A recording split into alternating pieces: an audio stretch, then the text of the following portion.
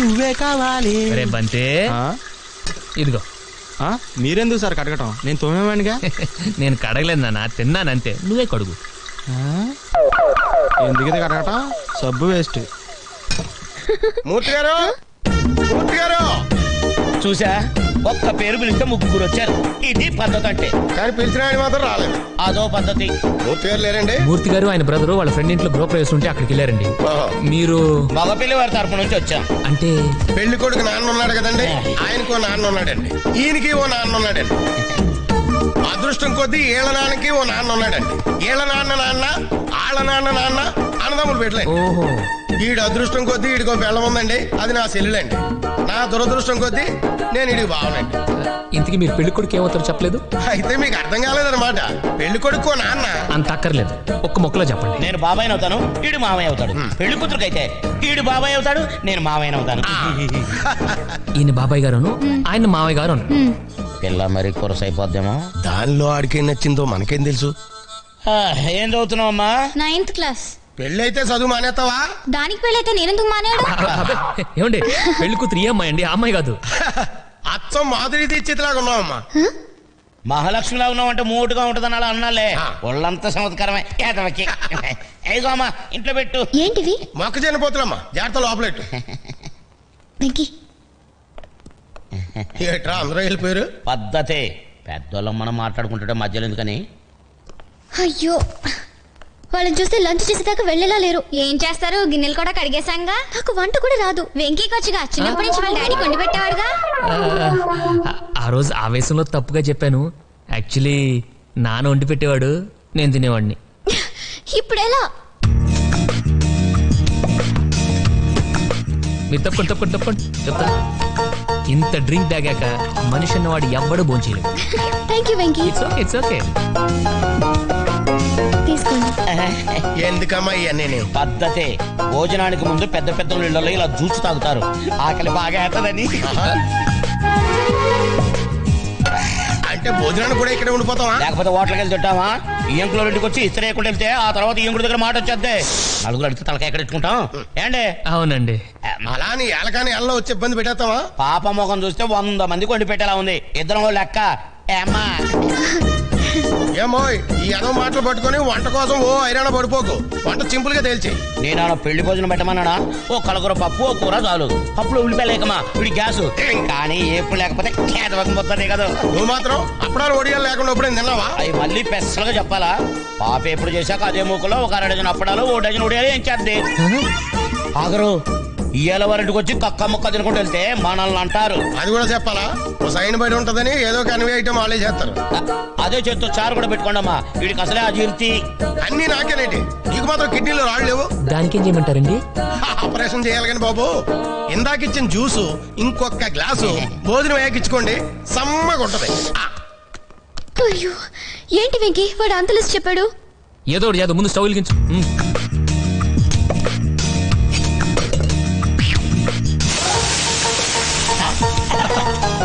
ప్రతి నిమిషానికి ఇలా నీళ్లు చల్లుతూ ఉండండి, ఓకే? ఆ వాచ్ చెల్లు నిన్ను ఎవడు చేసుకుంటాడో కానీ సర్వనాశనం అయిపోతాడు. నేను ఒక్కదాన్ని వదిలేసి వెళ్ళిపోతావా? అంత ఓవరాక్ట్ చేయకు, ఇప్పుడే వస్తాను. బంతి, రే బంతి, లెసిస్తాను కానీ అర్జెంట్ హోటల్కి వెళ్ళి తీసుకురా. ఇప్పుడే కదండి భోజనం చేశారు. ఎంతసేపట్లో తెమ్మంటారండి? బావా నాకు డౌట్, ఎన్వే ఐటమ్ కానీ చేయట్లేదంటవా? మసాలా వాసన రావట్లేదు. వాళ్ళకి మసాలా వాసన రావట్లేదంట. ఏంటి వెతుకుతున్నా? ఇది అది బుద్ధి కలిగి చెప్పేది. నాకు తెలుసు. ఇది ఇలా కోసానా, ఇది ఇలా పట్టుకున్నానా? ఇప్పుడు చూడండి.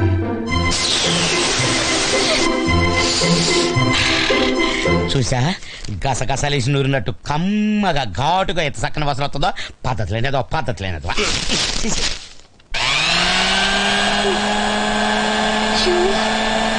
టైం అవుతుంది సార్, ఎత్తుకోండి. ఏంటది? అన్ని వేడిగా ఉన్నాయి, తీసుకెళ్ళండి. కమన్. 1 సెకండ్.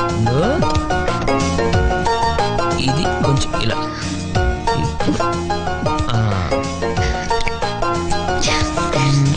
అది కొంచెం అలా. ఓకే, ఇప్పుడు నిజంగా వంట చేసినట్టు ఇక వెళ్ళి ఏమైనా బావా మనవాడు అదృష్టవంతుడు. అందరినీ చెల్లెళ్ళ ఉంటారేంట్రా? అవునండి. ఇలాంటి భోజనం చేసిన తర్వాత ఒక్క కిల్లి వేస్తే ఉంటది బావా. స్పెషల్ గా కిల్లీలు కూడా కట్టించారా? అబ్బే స్పెషల్ గా చెప్పక్కర్లేదండి, భోజనం ఆర్డర్ అయితే కిల్లి వాళ్ళే ఫ్రీగా ఇస్తారు. అబ్బే మీలాంటి వాళ్ళు ఇంటికి వచ్చినప్పుడు కిల్లి గురించి స్పెషల్ గా చెప్పాలా అంటున్నాడు. మరి వెళ్ళొస్తానమ్మా, నాన్నగారు వస్తాడని చెప్పు. వెళ్ళొస్తా బాబు. తాంబూలాల టైంకి రాలేకపోయినందుకు ఏమనుకోవద్దని చెప్పమ్మా. పెళ్ళికి మనం 10 రోజుల ముందు వచ్చి వాళ్ళన్ని మర్చిపోతారు లేరా? తొందరగా టెవులు అవతల బస్సు టైం అయిపోతుంది. వెళ్ళొస్తామా? వెళ్ళొస్తాం బాబు.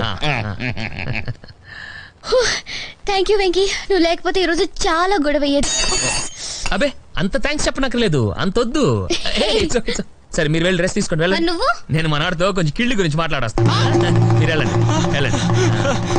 సార్ ఏనా కిళ్ళి సంగతి ఏంటి? Sir please please.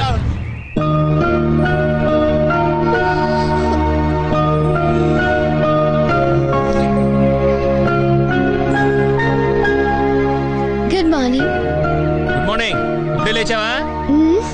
9 దాకా పడుకోవడానికి కూడా మనిషికి అదృష్టం ఉండాలి. ఎక్కడికి? ఇంటర్వ్యూకి. Venky best of luck. Thank you thank you.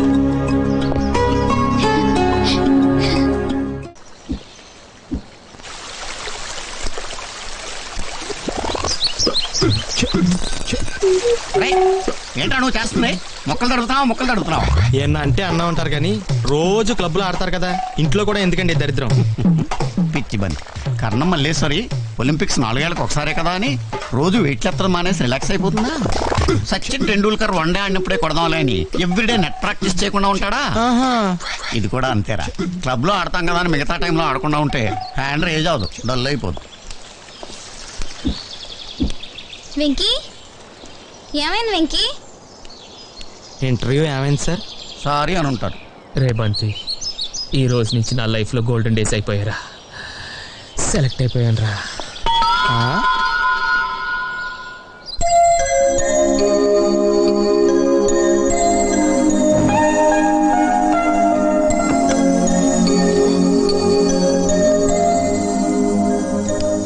ఏంటి సార్ పార్టీ ఎప్పుడు ఇస్తున్నారు? ఎందుకు? జాబ్ వచ్చింది కదా. వస్తే జీతం ఇస్తారు కదా. కావాలంటే జాబు జీతం 2 నువ్వే తీసుకో, పార్టీ కూడా ఇవ్వక్కర్లేదు. అంటే నీకు పని చేయడం ఇష్టం లేదా? ఉద్యోగం చేయడం ఇష్టం లేదు. నాకు తెలుసు, మీ డాడీ ఉత్తరంలోనే రాశారు. ఫైనల్ గా చెప్తున్నాను, ఆ ఉత్తరం గురించి ఎత్తుకో. లేకపోతే ఏంటి, మీ నాన్నవ నువ్వు విమానం ఎక్కి విదేశాలు వెళ్ళాలంటుంటే నువ్వు ఇక్కడ ట్రాక్టర్ ఎక్కి పొలం తుడుతానంటావు. తప్పేంటి? తప్పుకోక ఇంకేంటి, ఇన్నాళ్ళు కష్టపడి చదివించింది నువ్వు అనకాపల్లిలో వ్యవసాయం చేసుకోవడానికా? అంటే 25 ఏళ్ళు నన్ను పెంచారు కాబట్టి నేను అమెరికా వాళ్ళు 10 ఏళ్ళు డబ్బులు పంపిస్తే లెక్క సరిపోద్ది చెల్లు. ఇదేమన్నా బిజినెసా? ఇప్పుడు నేను అమెరికాకి వెళ్ళి డబ్బులు సంపాదించి కారు కొంటాను, దాని పక్కన నిలబడి ఓ ఫోటో తీయించుకొని పంపించాలి. అంతేగాని దాంట్లో మా నాన్న ఎక్కించుకొని తిరగలనా? లేదు. అదే మా ఊళ్ళో వ్యవసాయం చేసుకుంటే కనీసం మా నాన్న స్కూటర్ ఎక్కించుకొని తిప్పగలను, అది నాకు హ్యాపీగా ఉంటుంది. మా నాన్నకి జ్వరం వస్తే అమెరికా నుంచి ఫోన్ చేసి టాబ్లెట్ వేసుకున్నానా అని మాత్రమే చెప్పగలను. అదే టాబ్లెట్ నా చేత్తో వేసి పక్క నుండి చూసుకుంటే నాకు తృప్తిగా ఉంటుంది. నీకు తెలియదు నందు, నాకు 4 ఏళ్ళప్పుడే మా అమ్మ చనిపోయింది. ఎంతమంది చెప్పినా నాన్న మళ్ళీ పెళ్లి చేసుకోలేదు నా కోసం. ఇన్నేళ్లలో నాకు ఎప్పుడు అమ్మలేని లోటు తెలియనివ్వలేదు. అలాంటి నీ వయసులో వదిలేసి వెళ్ళిపోవటం కరెక్టా? నాకు కనీసం ఫ్రెండ్స్, సినిమాలు, సరదాలైనా ఉన్నాయి నందు, కానీ మా నాన్నకి నేను తప్ప వేరే ప్రపంచం లేదు. ఆయన ఎంతసేపు నేనేమవ్వాలో ఆలోచిస్తున్నాడు, కానీ నేను ఒక్కడిని వదిలేళ్తే ఆయన ఏమైపోతాడో నేను ఫీల్ అవుతున్నాను. నేను పెరిగిన ఇల్లు, నేను తిరిగిన ఊరు, నన్ను పెంచిన నాన్న, నన్ను ప్రేమించే స్నేహితులు అందరిని వదిలేసి అక్కడికి వెళ్ళి ఏం సాధించాలి? నా 10 ఎకరాలు ట్రాక్టర్ నాకు చాలు. సాయంత్రం దాకా పొలం దున్నుకుని సరదాగా ఫ్రెండ్స్తో దమ్ము కొట్టి సెకండ్ షో సినిమాకి వెళ్ళి వచ్చి పడుకుంటే చాలదా? ఒకటి చెప్పనా నందు, మనం గెలిచినప్పుడు చప్పట్లు కొట్టేవాళ్ళు, మనం ఓడిపోయినప్పుడు భుజం తట్టేవాళ్ళు, నలుగురు లేనప్పుడు ఎంత సంపాదించినా ఎంత పోగొట్టుకున్నా తేడా ఏం ఉండదు. Good night.